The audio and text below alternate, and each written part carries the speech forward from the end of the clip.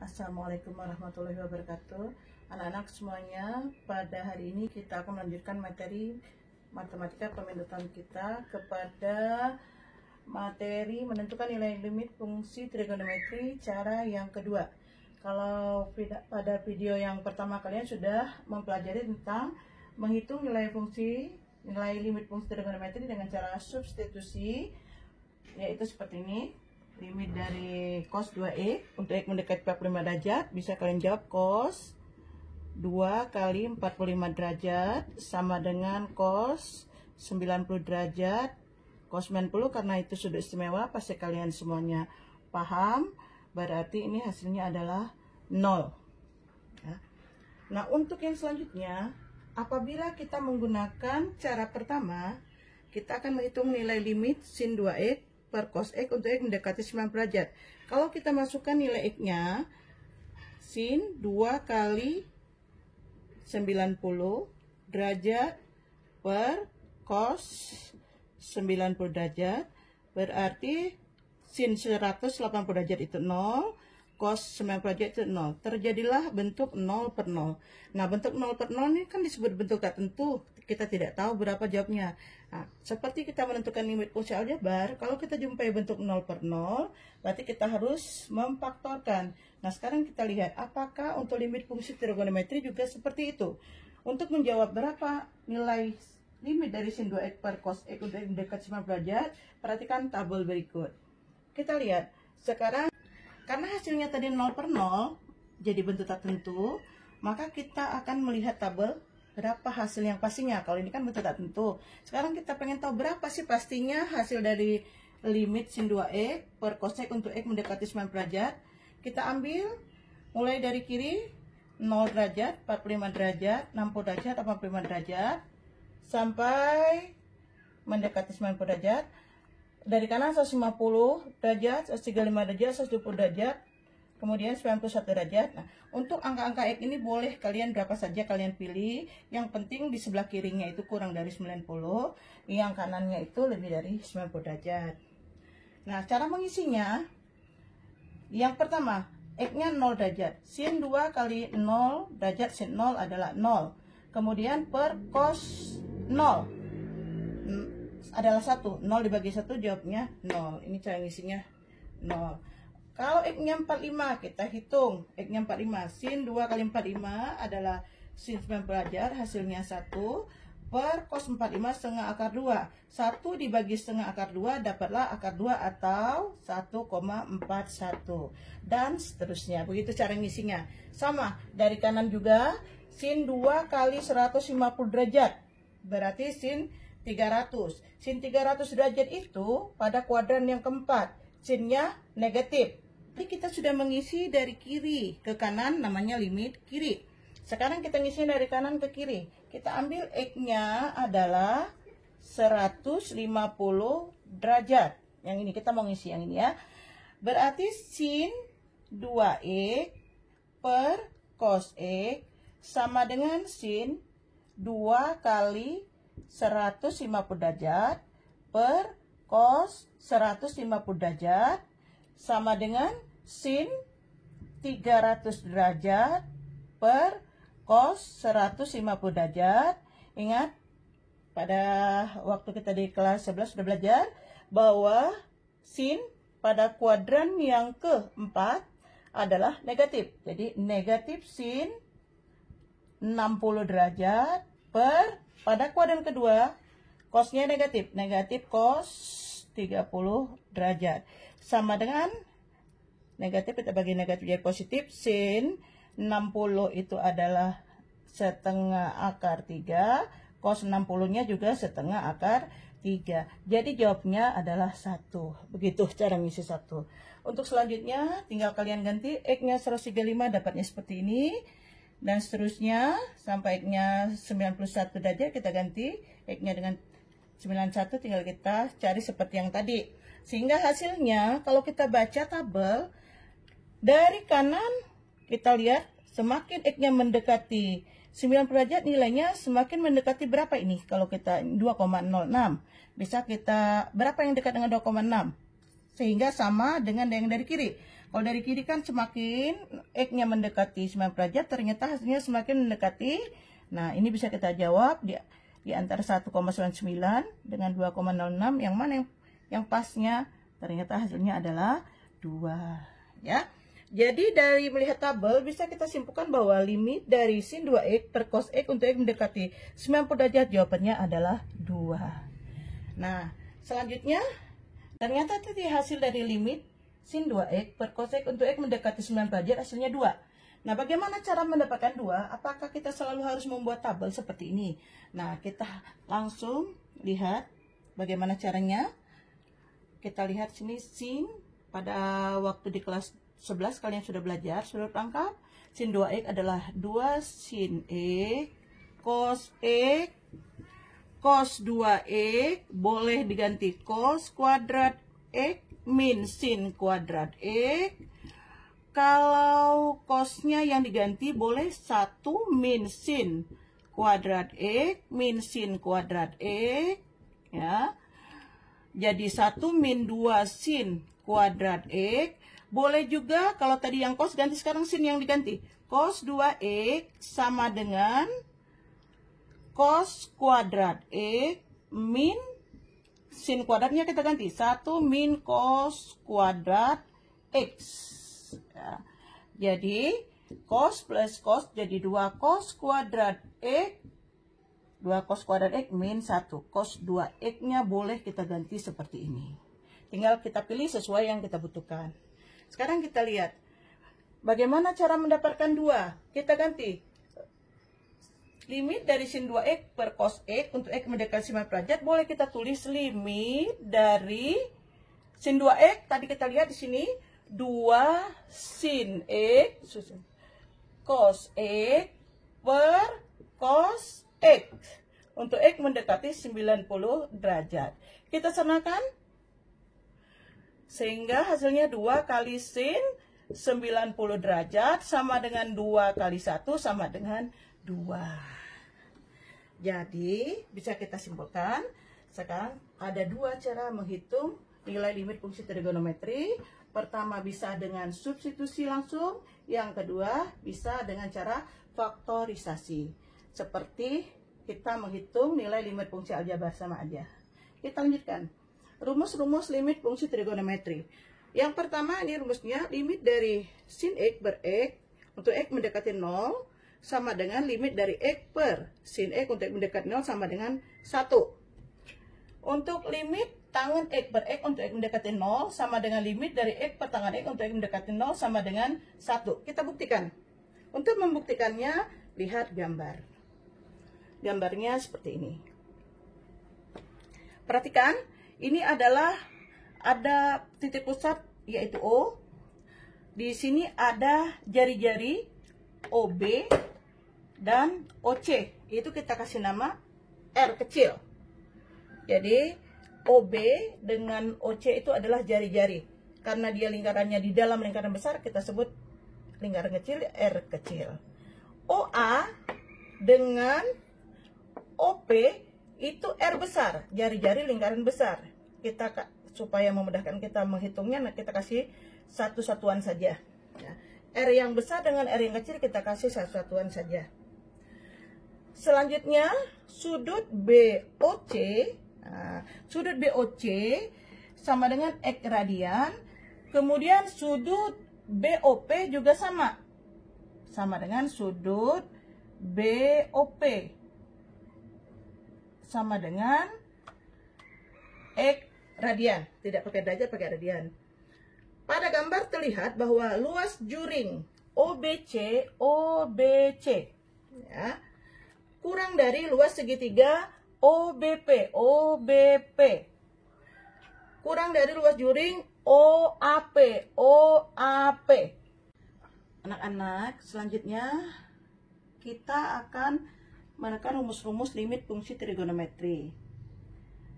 Kalau tadi kita sudah bisa menentukan nilai limit fungsi trigonometri, ada 2 cara. Ya, apabila dia tidak bentuknya 0 per 0 bisa substitusi langsung. Kalau 0 per 0 harus dijabarkan atau difaktorkan ya. Nah, sekarang ini Rumus limit fungsi trigonometri berikutnya adalah limit sin X per X untuk X mendekati 0 itu sama dengan limit dari X per sin X untuk X mendekati 0 sama dengan 1. Limit dari tangan X per X untuk X mendekati 0 sama dengan limit dari X per tangan X untuk X mendekati 0 sama dengan 1. Nah, bagaimana cara membuktikannya? Sekarang kita lihat ini gambar ya. Supaya lebih jelas gambarnya kita keluarkan. Nah, kita perhatikan segitiga O B P. Ini sudutnya X ya. Nah, ini koordinat titik P ini adalah OB, PB.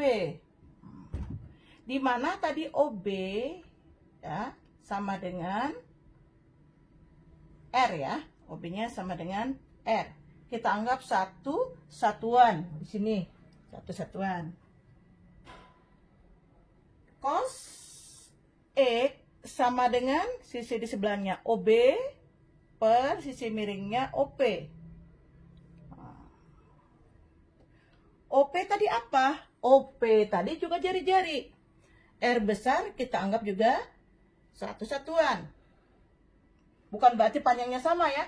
Satu satuan mau kita anggap R juga nggak jadi masalah. Itu memudahkan kita bahwa tidak ada lagi huruf R besar, R kecil. Jadi OB cos X. Cos X dulu, cos X sama dengan OB per 1. Jadi OB sama dengan cos X. Nah, dapatlah OB-nya cos X. Sekarang sin X sama dengan PB per OP.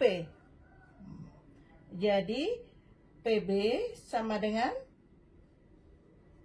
OP kali sin E sama dengan 1 kali sin X. PB-nya adalah sin X. Maka di sini OB-nya kita ganti, berarti koordinat P ini boleh juga OB. OB-nya kita lihat cos X,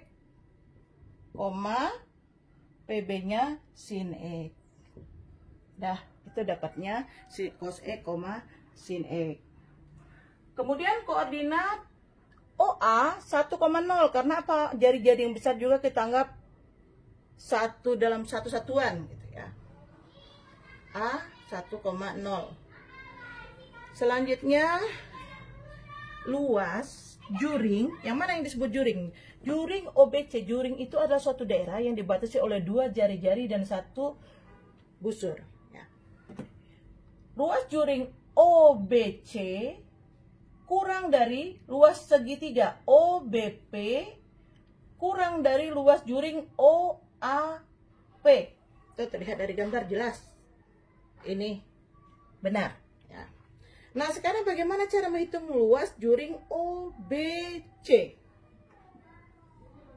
Luas juring OBC berbanding luas lingkaran ya sama dengan sudutnya tadi E.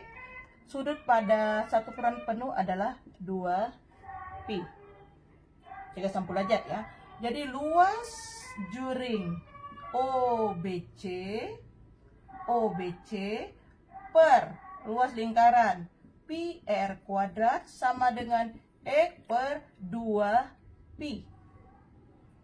Nah, luas juring OBC sama dengan X per 2pi kali pi R kuadrat. Jadi setengah XR kuadrat. Nah, kita lihat R kecil tadi apa? R kecil tadi adalah OB. OB itu apa? OB itu adalah cos X. Jadi kita ganti setengah X kali cos X dikuadratkan jadi cos kuadrat X. Dapatlah yang ini. Ya. Luas segitiga OBP. Nih kita lihat segitiga OBP seperti ini.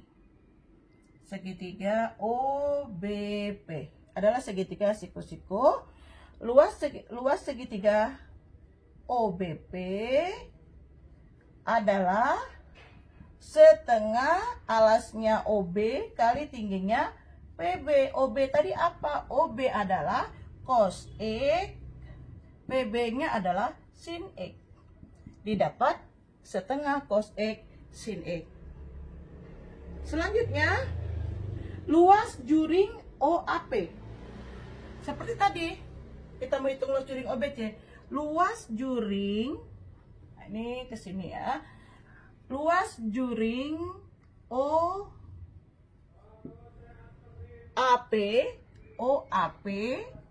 per luas lingkaran, langsung aja ya, tadi sudah luas lingkarannya ini PR kuadrat sama dengan X per 2pi, sudutnya X per 2pi.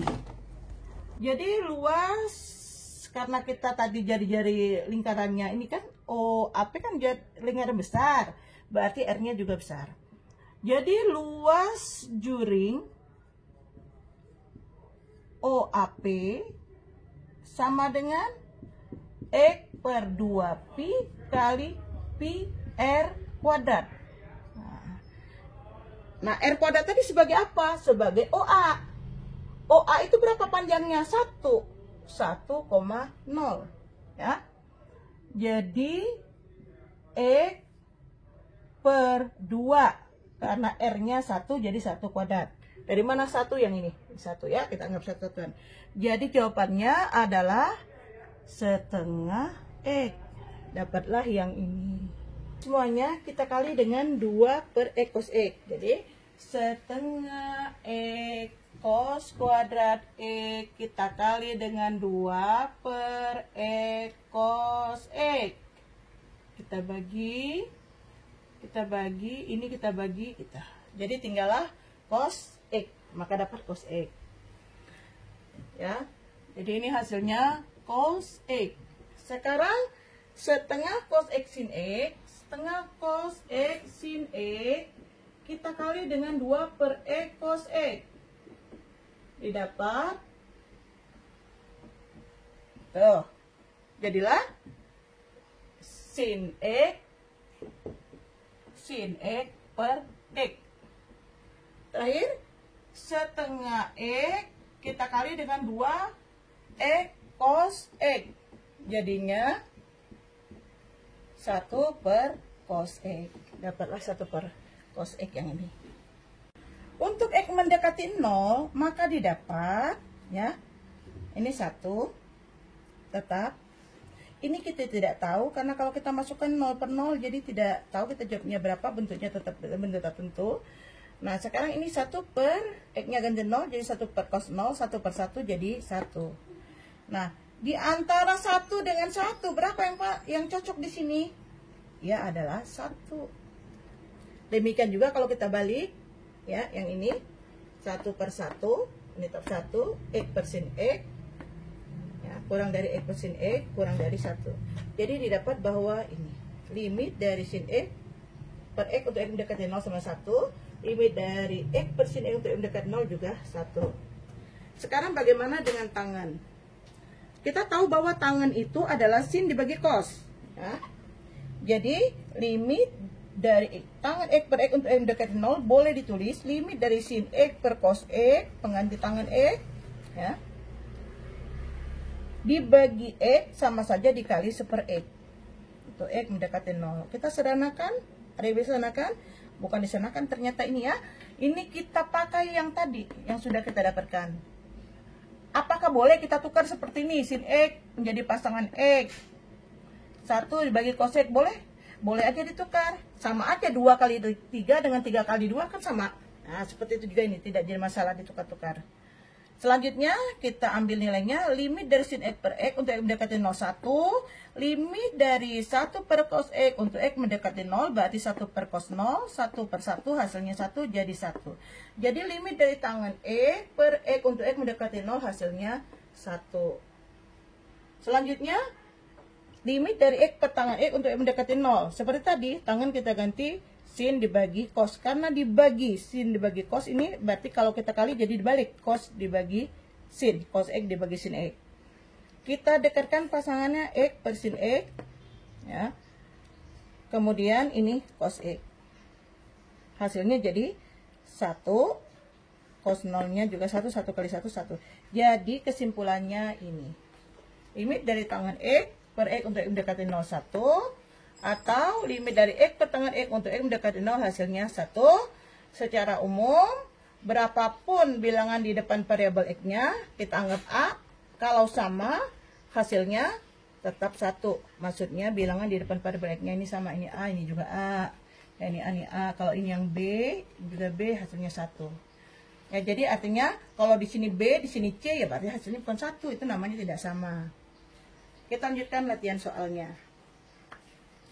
Limit dari 1 min cos 2X per sin X, kalau kita masukkan nilai X-nya langsung, itu terjadilah hasilnya 0 per 0. Karena itu harus kita jabarkan seperti tadi. Nah, tadi kita sudah tahu bahwa cos 2X itu sama dengan 1 min 2 sin kuadrat X. Nah, tadi ada 3 penggantinya, tapi kita di sini ngambil sin. Kenapa ngambil sin? Karena kita punya rumus yang ada sinnya. Nah, sekarang 1 min cos 2X, ya. 1 min cos 2X sama dengan, ini pindah ke kiri, 2 sin kuadrat X. Berarti 1 min cos 2X boleh kamu ganti sama dengan limit 1 min cos 2X diganti dengan 2 sin kuadrat X per sin X. X mendekati 0.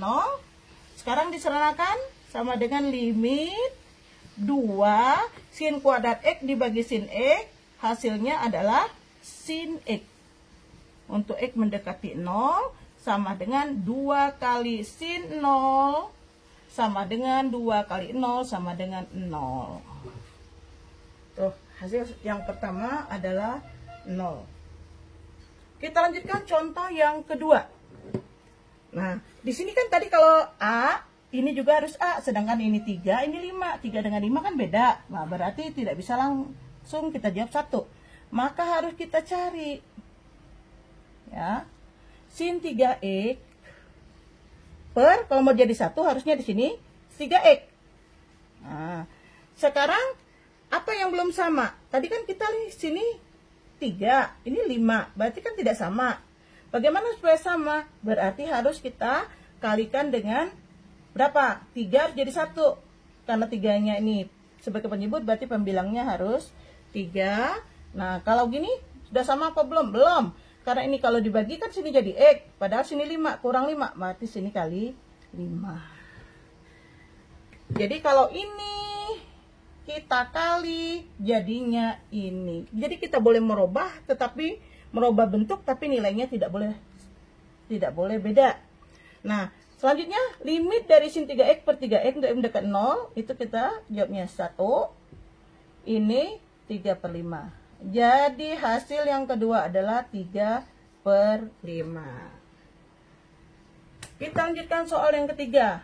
Sama dengan limit, ya, tangan 2X per 2X.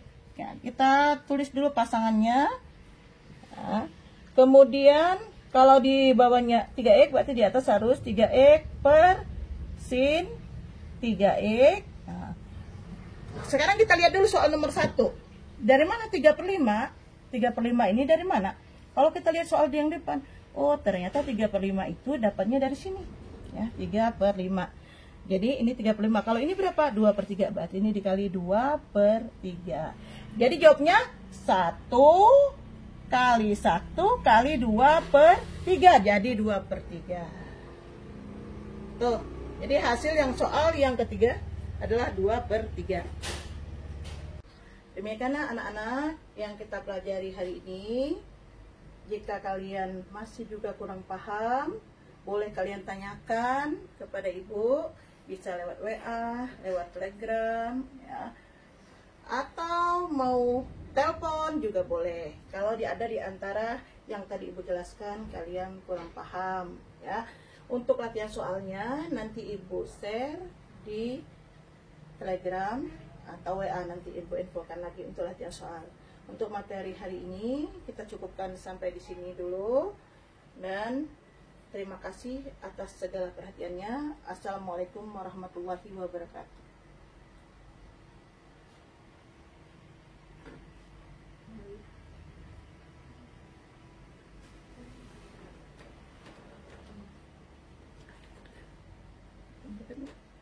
Ibu, oh ya.